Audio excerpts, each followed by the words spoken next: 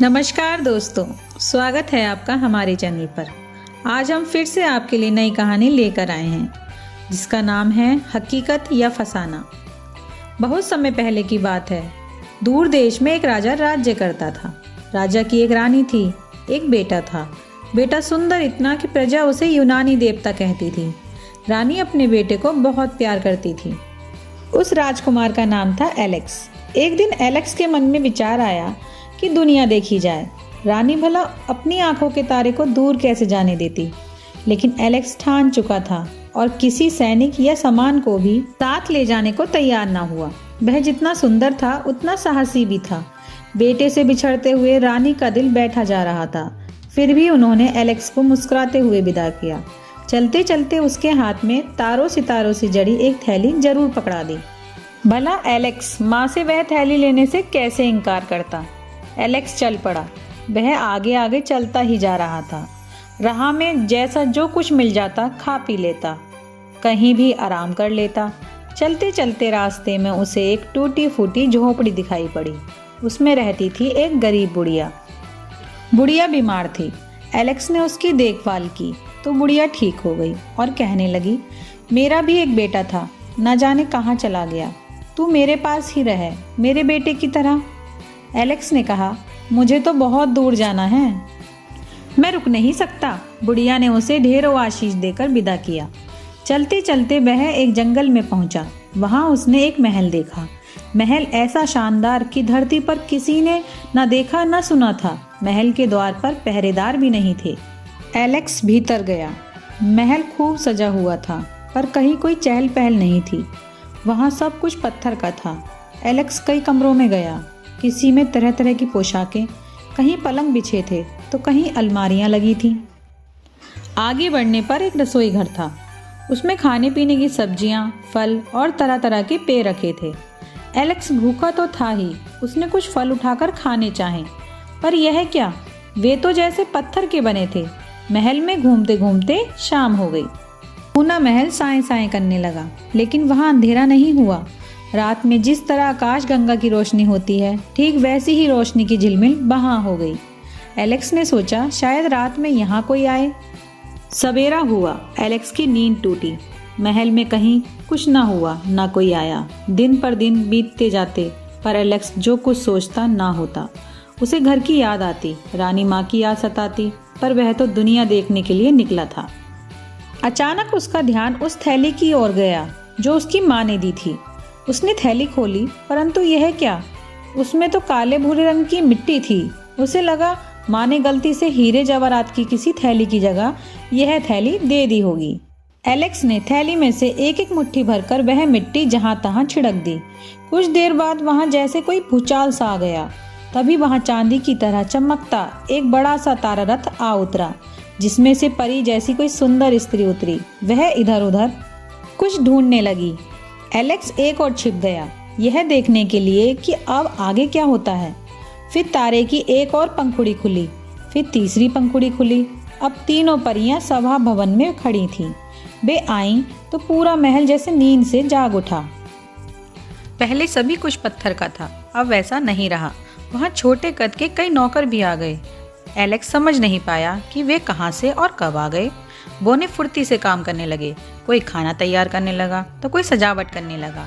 घंटों बाद तीनों परियां खाने की मेज पर बैठीं, लेकिन बोनों ने मेज पर 4 लोगों का खाना लगाया। परियों ने खाना शुरू नहीं किया, मानो किसी की प्रतीक्षा कर रही हो। देर हो गई तो उनमें से एक परी ने ताली बजाई। फिर पियानो जैसी मधुर आवाज सुनाई दी। हम अपने मेहमान के बिना खाना कैसे खाएं? एलेक्स तो अभी तक छिपा हुआ सब देख रहा था। वह बाहर नहीं आया। परी ने अपनी बात दोहराई। तीसरी बार उसने कहा, हम सब चाहते हैं कि राजकुमार एलेक्स भोजन में हमारा साथ दें। अब तो एलेक्स को झिझकते हुए उनके सामने आना ही पड़ा। एलेक्स ने ऐसा स्वादिष्ट भोजन कभी नहीं खाया था। काफी दिन हो गए थे एलेक्स को स्वादिष्ट भोजन नहीं मिला था। उसने खूब डटकर भोजन किया। फिर एक परी ने एलेक्स से पूछा, तुमने हमें यहाँ किस लिए बुलाया है? एलेक्स बोला, मैं तो महल का रहस्य जानना चाहता था, परंतु मैंने आपको नहीं बुलाया। परी बोली, तुमने परीलोक की मिट्टी यहाँ फैलाई थी ना, हमें आना ही पड़ा। बहुत पहले हमने तुम्हारी रानी माँ को दी थी क्योंकि उन्होंने संकट में घिरी एक परी की मदद की थी। हमने उनसे कहा था कि जब वह 2 मुट्ठी मिट्टी बिखेरेंगी हम आ जाएंगी। लेकिन एलेक्स तो उस महल का रहस्य जानने को उत्सुक था। परी ने उसे बताया, यह महल कभी परियों ने बनवाया था। वह यहाँ आकर रात रात भर नाचा करती थी, किंतु किसी तरह यह रहस्य यहाँ के राजा को पता चल गया। एक रात उसकी सेना ने महल घेर लिया। परियां झटपट उड़ गईं, पर एक परी कैद कर ली गई। कई बोने भी पकड़े गए। बाद में तुम्हारी माँ ने हस्तक्षेप करके किसी प्रकार उस परी को राजा की कैद से मुक्त कराया। तब से हमने यहाँ आना ही छोड़ दिया। धीरे धीरे एलेक्स की समझ में आ रहा था कि यह भव्य महल इतना सूना क्यों था। वह सोच में डूबा था। परियां एकटक उसे देख रही थी। एक ने एलेक्स से पूछा, तुम्हारी कोई समस्या हो तो बताओ। कोई समस्या नहीं है, एलेक्स ने झट से कह दिया। है कैसे नहीं? परियों ने हंसते हुए कहा, तुम्हारी समस्या है कि तुम जल्दी से जल्दी दुनिया की सैर कैसे करो। उधर तुम्हारी माँ परेशान है। जब से तुम यात्रा पर निकले हो हर समय तुम्हारी ही चिंता में डूबी रहती है। एलेक्स की आंखों के सामने माँ का उदास चेहरा घूम गया। वह माँ से तुरंत मिलने को बेचैन हो उठा, लेकिन फिर उसने सोचा कि यदि वह अभी वापस चल दिया तो फिर दुनिया की सैर कैसे कर पाएगा। परियों ने जैसे उसके मन की उलझन समझ ली। एक परी ने कहा, एलेक्स, तुमने परीलोक की मिट्टी छूकर हमें बुलाया है, इसलिए तुम्हारी इच्छा अवश्य पूरी होगी। आओ इस तारा रथ में बैठ जाओ, जिससे तुम बहुत जल्दी दुनिया देख लोगे।